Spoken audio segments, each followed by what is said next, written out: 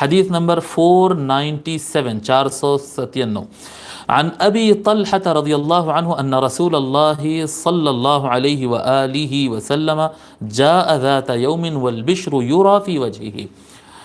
ابو طلحہ، لکھیں ان کے بارے میں، ابو طلحہ زید بن سہل الانصاری. ابو طلحہ زید بن سہل الانصاری، یہ صحابی ہیں، انصار صحابہ میں سے ہے، اور آپ بیعت العقبہ میں شریک رہے، یعنی حضور صلی اللہ علیہ وسلم سے مکے میں جو لوگ جا کر ملاقات کیے، اسلام قبول کیے تھے، ان میں آپ شامل ہے. حضور اکرم صلی اللہ علیہ وآلہ وسلم کے ساتھ سارے جنگوں میں آپ شریک رہے، سارے جنگوں میں آپ شریک رہے. حضور صلی اللہ علیہ وآلہ وسلم کے وصال کے بعد آپ، یعنی جتنی زندگی ملی ہے آقا علیہ الصلاۃ والسلام کے وصال کے بعد، یعنی حضور کی یاد میں پوری زندگی، یعنی جو کیا کہتے ہیں مکروہ ایام رہتے ان کو چھوڑ کر، منع شدہ ایام کو چھوڑ کر، باقی پورا زمانہ انتقال تک جو ہے پورا زمانہ روزہ رکھے ہیں آپ حضور صلی اللہ علیہ وآلہ وسلم کی یاد میں. جیسا آپ کی وفات 34 ہجری کو ہوئی، 34 ہجری، تو آقا علیہ الصلاۃ والسلام کا وصال 11 ہجری کی ابتدا میں ہوا، تو کتنے سال ہو گئے؟ 24 سال. 24 سال آپ آقا علیہ الصلاۃ والسلام کی یاد میں 24 سال روزہ رہے ہیں. 24 سال. ہاں، مرض اور سفر وغیرہ کے وقت چھوڑتے تھے، کیونکہ آقا کا حکم تھا، سہولت تھی اسلام میں کہ اس میں ترک کرنا ہے تو وہ چھوڑتے تھے. باقی سارا سال 24 سال تک آپ کنٹینیو روزہ رکھے تھے آقا علیہ الصلاۃ والسلام کی یاد مبارک.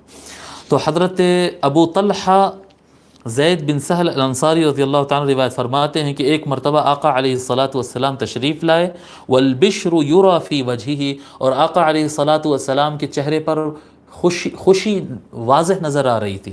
آقا کے چہرے حشاش بشاش تھا اور بالکل ایسے خوشی نظر آ رہی تھی.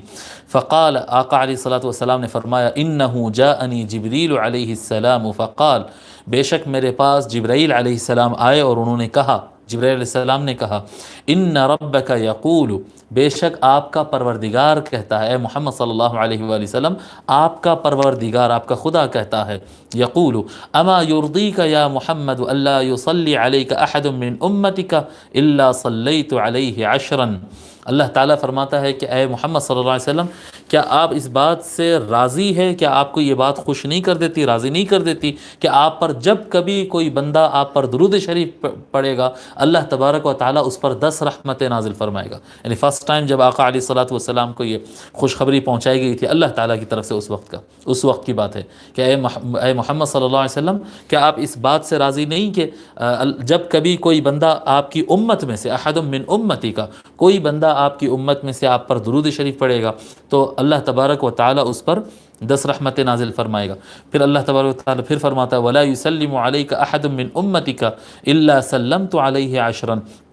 اور اگر آپ کی امت میں سے کوئی بندہ آپ پر ایک مرتبہ سلام بھیجتا ہے تو میں اس پر، یعنی اللہ تعالیٰ، میں اس پر 10 مرتبہ سلامتی نازل کرتا ہوں، سلامتی نازل کرتا ہوں. درود شریف بہت زیادہ پاورفل چیز ہے، یعنی سارے اذکار، وظائف اور وغیرہ تسبیحاں جو پڑھتے ہیں، میں سمجھتا ہوں کہ اس سے زیادہ کارگر تو شاید کوئی اور چیز نہیں ہے، اس سے زیادہ کارگر کوئی اور چیز نہیں ہے. اس کو امام نسائی اور امام دارمی نے روایت کیا اس حدیث شریف کو.